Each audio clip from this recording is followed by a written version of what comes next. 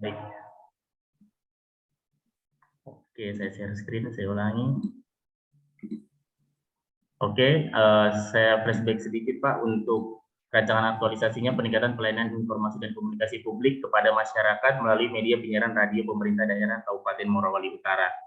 Dan sudah dipaparkan kemarin untuk perbaikan-perbaikannya dari Bapak. Itu ada yang pertama itu pada latar belakang disuruh menambahkan Undang-Undang Nomor 5 Tahun 2014 dan juga Perda Nomor 1 Tahun 2021. Itu sudah direvisi, bisa dilihat di laporan itu pada halaman 5 dan halaman 6. Untuk ada kekeliruan penulisan pada halaman 18 itu sudah diperbaiki juga, itu bisa dilihat di halaman 18. Terus untuk kegiatannya sendiri itu ada kegiatan pertama masukkan sebagai tahapan kegiatan, dan itu sudah saya masukkan sebagai tahapan kegiatan pertama. Dan untuk kegiatan besarnya saya sudah ganti sesuai saran Bapak, yaitu persiapan pelaksanaan kegiatan. Nah, itu bisa dilihat pada halaman 28. Untuk kegiatan ketiga, waktu itu kan konten itu Pak ceritanya, terus Bapak sudah menyarankan untuk konten yang sifatnya real, nyata. Itu sudah ada 2 konten yang saya siapkan. Itu ada podcast Pak, dan juga konten yang sifatnya edukatif di situ. Nah, untuk yang podcastnya sendiri itu sudah masuk pada kegiatan 3 beserta tahapan kegiatan serta outputnya. Dan juga untuk kegiatan keempat itu perancangan konten edukatif sejarah kebangkitan nasional, itu sudah ada juga tahapan kegiatan dan juga outputnya. Bisa dilihat pada halaman 30. Dan untuk yang terakhir, waktu itu ada pembuatan stiker. Nah, itu katanya Bapak kurang efektif, itu sudah dihapus dan diganti dengan caranya Bapak itu iklan di RRI Sulawesi Tengah, Pak. Nah, dan itu sudah sudah diganti. Dan ini kan kalau waktu itu kan stiker itu kan dia juga menjadi sarana untuk sosialisasi pada kegiatan pemerintah. Itu saya sudah rubah Pak, karena tidak ada stikernya, jadi kita juga gimana sosialisasinya, tidak ada stikernya, makanya saya ganti dengan saja Pak, sosialisasi melalui platform WhatsApp. Nah, itu saya sudah jadikan satu dengan kegiatan sosialisasi melalui media sosial. Nah, itu saya jadikan satu. Itu bisa dilihat pada halaman 34. Oke, next kita sedikit ke identifikasi isu. Ini ada 3 dan diperoleh kurang optimalnya pelayanan informasi dan komunikasi publik kepada masyarakat melalui media penyiaran radio pemerintah daerah. Terus ini fishbone diagramnya, ada sistem manajemen belum berjalan baik, skills, konten yang disajikan masih belum optimal, terus supplier jumlah SDM belum memadai, dan ada surrounding solidaritas yang kurang memadai. Langsung kita ke jadwal kegiatannya Pak, ini sudah di breakdown per hari. Dan mohon maaf Pak, ini perencanaan program podcast ini ada yang lompat Pak, karena ada sedikit kendala dari narasumbernya waktu itu berhalangan, jadi kita pindah saja harinya. Jadi ini ada lompat sedikit satu tahapan kegiatan. Langsung untuk pelaksanaan kegiatannya, yang pertama persiapan pelaksanaan kegiatan aktualisasi, ya itu yang tadi melakukan konsultasi dengan mentor terkait isu yang diangkat, outputnya memperoleh bimbingan dan saran dari mentor.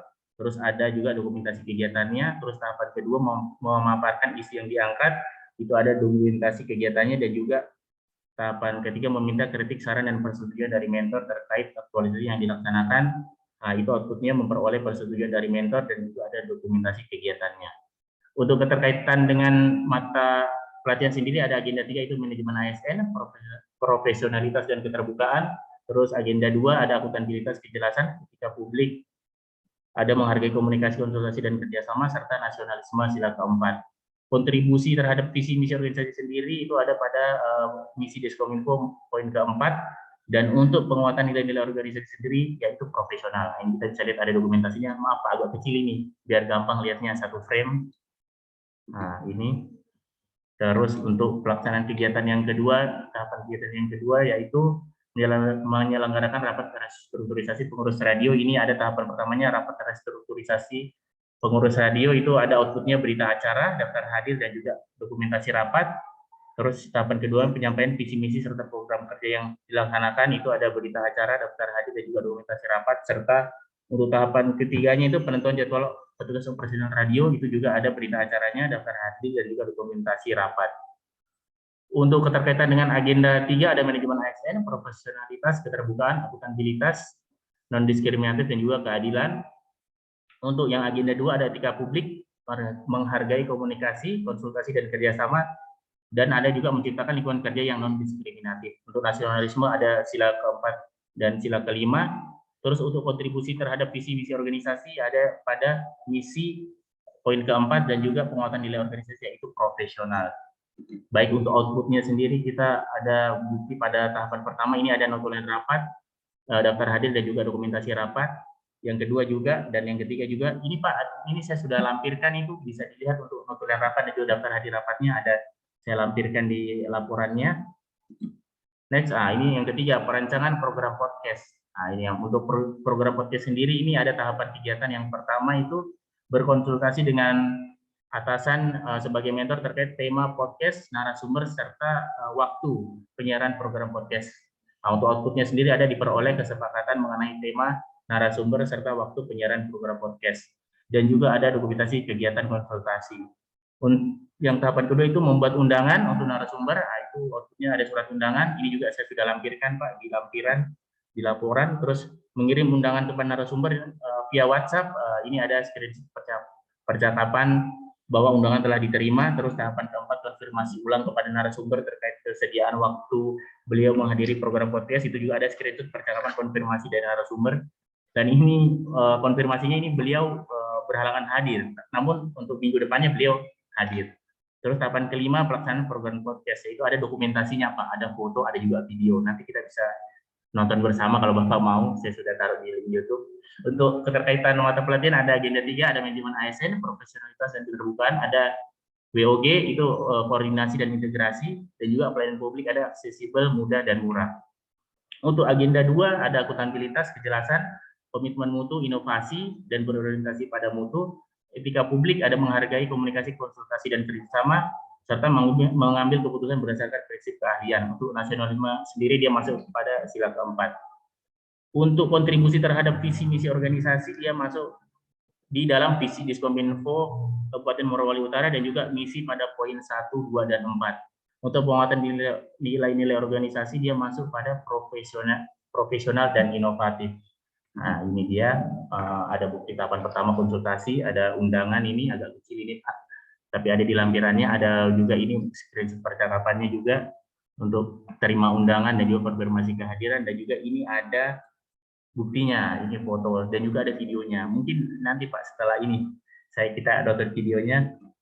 Terus yang keempat, perancangan konten edukasi sejarah kebangkitan nasional. Nah, ini yang pertama berkonsultasi dengan atasan terkait judul konten edukasi yang akan dibuat serta waktu publikasinya, itu outputnya diperoleh kesepakatan mengenai judul konten edukasi serta waktu publikasinya. Terus yang kedua ada dokumentasi kegiatan. Terus tahapan kedua mencari bahan konten dari YouTube, dokumentasi pencarian bahan konten ini outputnya. Terus tahapan ketiga mendownload bahan dan mengkonversikan ke format MP3. Ini outputnya screenshot hasil konversi bahan konten dengan format MP3. Yang keempat, mempublikasikan konten ini untuk foto ada playlist penyiaran konten dan untuk videonya ada di link YouTube. Bisa kita nonton nanti Pak. Terus untuk keterkaitan dengan substansi mata pelatihan ada agenda 3, manajemen ASN, profesionalitas dan keterbukaan, ada pelayanan publik, aksesibel, mudah dan murah. Untuk agenda 2, akuntabilitas, ada kejelasan, komitmen mutu, inovasi, berorientasi pada mutu, ada etika publik, terus nasionalisme, sila keempat, dan juga anti korupsi. Untuk kontribusi terhadap visi misi organisasi ada visi Diskominfo Morowali Utara dan juga misi Diskominfo Morowali Utara poin 1, 2 dan 4. Untuk penguatan nilai organisasi yaitu profesional dan inovatif, ini ada outputnya di sebelah ini dokumentasinya. Terus tahapan kelima sosialisasi kepada masyarakat. Nah, ini untuk yang tahapan pertamanya melakukan konsultasi dengan atasan terkait pemilihan kata-kata yang tepat untuk digunakan dalam membuat postingan dalam rangka sosialisasi di media sosial. Output yang pertama diperoleh arahan terkait pemilihan kata-kata yang tepat. Yang kedua ada dokumentasi kegiatan. Yang tahapan kedua melakukan konsosialisasi di media sosial milik Dinas Kominfo. Itu ada 2, itu Instagram dan Facebook, dan juga platform WhatsApp via grup WhatsApp. Ini screenshot hasil postingan di media sosial dan juga hasil pembagian pesan di grup WhatsApp. Terus di tahap ketiga, ini Pak, ini tahapan ketiga ini sebetulnya kan disarankan untuk promosi melalui RRI Sulawesi Tengah, tetapi ini kemarin sudah berkonsultasi dengan senior yang kebetulan beliau memang punya banyak rekanan di RRI itu untuk kalau mau cepat itu memang kita harus membayar, istilahnya seperti itu. Dengan ada rincian biayanya itu dikirimkan ke saya, terus kalau mau gratis itu bisa Pak, cuman ada tahapan-tahapan yang dilakukan dan agak panjang. Mungkin kalau untuk waktu 1-2 minggu kayaknya agak susah Pak. Seperti itu. Jadi ini masih ke tahapan ini Pak, mencari informasi terkait prosedur bagaimana promosi melalui RRI Sulawesi Tengah, dan ini akan menjadi rencana tindak lanjut nanti Pak di bab penutup. Ini akan menjadi rencana tindak lanjut kami. Itu ada screenshot percakapan terkait informasi prosedur untuk promosi melalui RRI Sulawesi Tengah. Dan ini untuk agenda 3 ada manajemen ASN, profesionalitas dan keterbukaan, ada WOG, ada koordinasi, integrasi, dan pelayanan publik, ada aksesibel, mudah, dan murah. Untuk agenda 2 ada akuntabilitas, kejelasan, tanggung jawab, konsistensi, terus komitmen mutu, inovasi, efektif dan efisien, terus etika publik, menghargai komunikasi, konsultasi, serta menjalankan tugas secara profesional dan netral. Untuk nasionalisme dia masuk sila keempat dan ada anti korupsinya. Untuk kontribusi terhadap visi misi organisasi ada pada misi Diskominfo poin 2 dan 4, untuk penguatan nilai-nilai organisasi masuk pada profesional dan integritas. Nah, ini ada bukti, ada bukti konsultasi, terus juga ada bukti share postingannya, ada dari Instagram, Facebook, dan juga ini ada juga pembagian pesan di WhatsApp, dan ini juga ada screenshot percakapan terkait informasi prosedur promosi melalui RRI Sulawesi Tengah. Terus untuk kegiatan yang terakhir yaitu evaluasi kegiatan yang telah dilaksanakan, ini ada yang pertama evaluasi kegiatan podcast, itu ada draft evaluasinya, terus evaluasi konten edukasi secara kebangkitan nasional, itu ada draft evaluasinya juga, itu outputnya, dan juga yang ketiga evaluasi kegiatan sosialisasi. Ya, ini sudah ada buktinya Pak, draftnya. Untuk keterkaitan mata pelatihan sendiri ada agenda 3 itu manajemen ASN, profesionalitas dan keterbukaan, agenda 2 ada akuntabilitas, kejelasan dan tanggung jawab, serta etika publik, menghargai komunikasi, konsultasi, dan kerjasama. Untuk kontribusi terhadap visi misi organisasi sendiri ada misi poin keempat dan penguatan nilai-nilai organisasi, yaitu profesional. Yang terakhir itu kesimpulan, pengaktualisasian nilai dasar aparatur negara mampu memberikan dampak positif kepada peserta untuk lebih berintegritas tinggi, profesional, dan lebih berdedikasi tinggi dalam melaksanakan tugas dan kewajiban sebagai abdi negara. Terus dampak tersebut secara tidak langsung telah memberikan manfaat positif pada pelaksanaan kegiatan, di mana tahap kegiatan dapat terselesaikan dengan baik, serta harapan untuk memberikan peningkatan pelayanan dapat diaktualisasikan dengan baik demi kepuasan masyarakat. Nah, untuk rencana tindak lanjutnya ini ada terus melanjutkan kegiatan podcast, terus yang kedua terus melanjutkan kegiatan sosialisasi, terus ada yang ketiga membuat konten-konten lainnya dengan kemasan yang menarik dan kekinian sehingga meningkatkan animo masyarakat untuk terus mendengarkan radio. Terus untuk kegiatan podcast yang sudah direkam bisa diupload di media sosial Dinas Kominfo agar masyarakat yang belum bisa mendengarkan secara live bisa menyaksikan rekaman tersebut, sehingga informasi yang disampaikan oleh narasumber bisa lebih banyak dijangkau oleh masyarakat luas. Yang terakhir untuk rencana promosi melalui RRI Sulawesi Tengah dapat terrealisasi apabila sudah tersedia anggaran atau ada kesepakatan khusus antara pihak pemerintah daerah Kabupaten Morowali Utara dengan pihak RRI Sulawesi Tengah. Oke, terima kasih Pak. Terus untuk ini saya share untuk videonya Pak. Nah, ini Pak, tabel untuk kegiatan podcastnya. Di masa sebelumnya mungkin di rumah ini agak spesial ya Pak Ustadz ya, karena mungkin kami dari tim Radio Dewasa mungkin sedikit agak kecil Pak, maaf karena tidak ada mic yang terhubung dengan handphone yang untuk merekam. Para pemuka agama dengan pemerintah.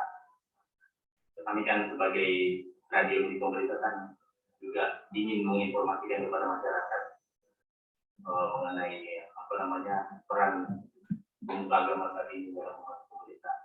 Seperti kita ketahui saat ini Pak Ustadz, ini kan baru-baru keluar surat edaran bahwa saat ini Provinsi Sulawesi Tengah khususnya Kabupaten Morowali Utara sudah untuk kasus COVID-19 ini kan sudah mencapai PPKM level 2. Bahkan ada di beberapa daerah sudah PPKM level 1 dan sampai normal.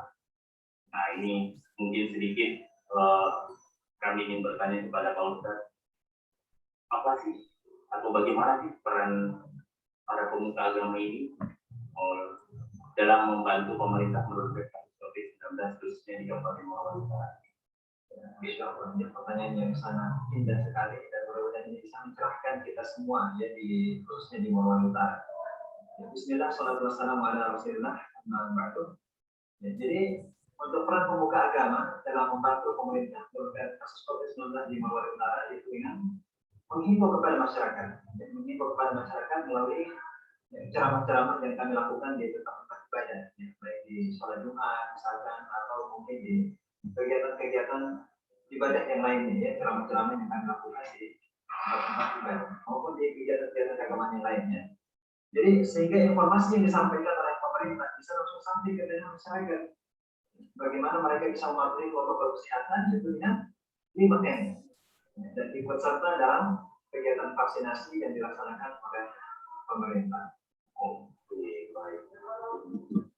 Saya rasa cukup dulu Pak Adi, karena ada lagi satu lagi ini untuk yang ini konten edukasi.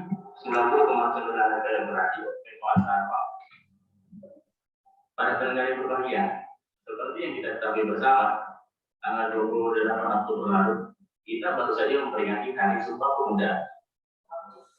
Hari yang sangat bersejarah bagi bangsa Indonesia, di mana tanggal 28 Oktober 1928, para pemuda Indonesia dari berbagai daerah seperti Sumatera, Jawa, Sulawesi, dan lain-lain memutuskan untuk bersatu untuk melawan penjajah. Hari Sumpah Pemuda ini sendiri merupakan salah satu tahapan dari Kebangkitan Nasional Bangsa Indonesia yang telah ada Pak Wahyu. Cukup Pak Wahyu.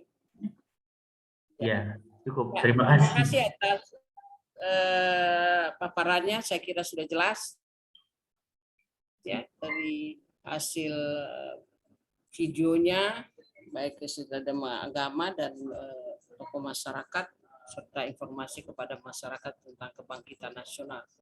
Saya persilakan Pak Mentor untuk memberikan dukungan.